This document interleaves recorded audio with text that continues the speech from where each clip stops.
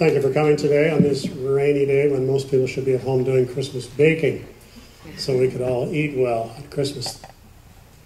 Guelph was, as Barb has mentioned, where I was born and raised, and I appreciate the opportunity to come back and thank her very much for the invitation to be here today. This book almost didn't happen. Most of the books I've done, at least my involvement in it, almost didn't happen. Most of the books I've done on my own. Collaborations have always been a problem I've found in the past. And so I'll tell you how, just briefly, about the process of how this book came about.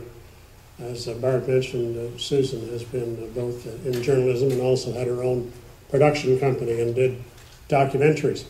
And one of the documentaries she did, because of her Hungarian descent and interest in Hungarian affairs, was about half a dozen Canadians in various walks of life who all fled the 1956 uprising in Hungary and came to Canada and did well in a variety of fields. Frank Hasenfratz was among the people featured in that documentary.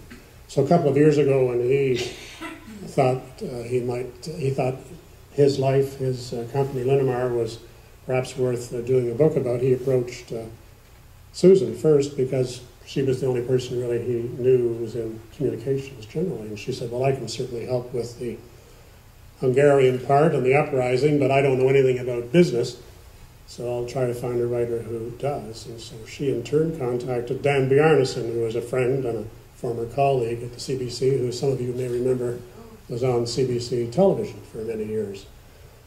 Dan recommended me, so out of the blue I get this email from Dan saying, I have a friend who's interested in doing a book on business and would like some advice.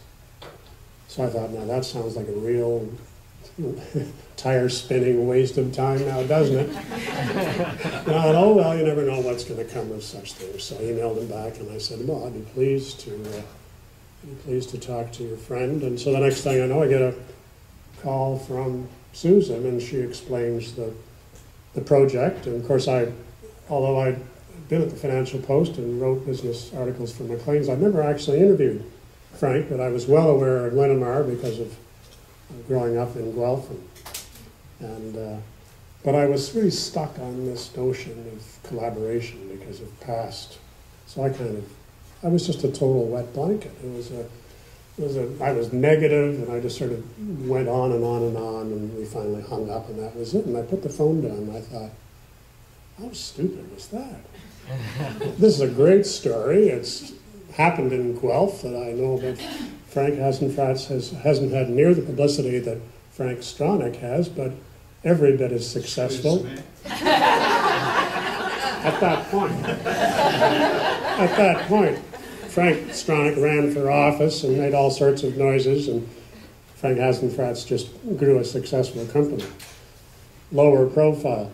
And so I phoned Susan back and I said, I'm sorry that I was so negative. I said, I'm interested after all. Well, she just laughed. So I thought, well, that's a great start to a collaboration. Somebody could be so forgiving as to allow me to get off the hook for being such a wet blanket. So we got underway just about 2 years ago now. We did about 20 hours of interviews with Frank. Susan traveled to Hungary with Frank and looked at places where he'd lived and met people that he'd grown up with and fought in the revolution with. And I also did interviews with Frank's daughter Linda, who's now CEO and has been for 10 years, as well as other people at Linamar as well. And so in the end, here we are with what I think is a terrific book, but you need a terrific subject for a book to be successful. Please come in all the way down. You're too far back. You'll never hear me way back here. Fill up the front. It's like church. Nobody wants to sit up front, right? In case there's fire and brimstone coming down. You're just in time. You've missed the introductory part, so not to worry. But you're in good time for the readings. I was thinking, Barb and her husband Doug have done a wonderful job here with one of the great independent bookshops in Canada. And you think this is a very It's a very difficult business to be in these days, to be to stay afloat. Never mind, make a profit. But they've expanded over the years, and as you all know, do cinemas and have the restaurant, and it's just a great operation. Back in the day when I was growing up in Guelph in the 1950s, Guelph was so idyllic at that point that even as a 6-year-old, I lived up by St. George's Park on Metcalfe Street. I was allowed to walk downtown by myself at age 6. And at the corner of Quebec and St. George's Square, there was a wonderful candy and nut shop called Goody Sweets. And on this particular site, there was a bake shop where they actually cooked the donuts in a trough, and they would sort of float by you as you stood there. I couldn't afford anything at Goody Sweets, but I'd go in and sort of sniff the environs until they kicked me out. And then I would come here and buy my nickel paper bag of centers that they punched out of the donuts. It was the original Timbits.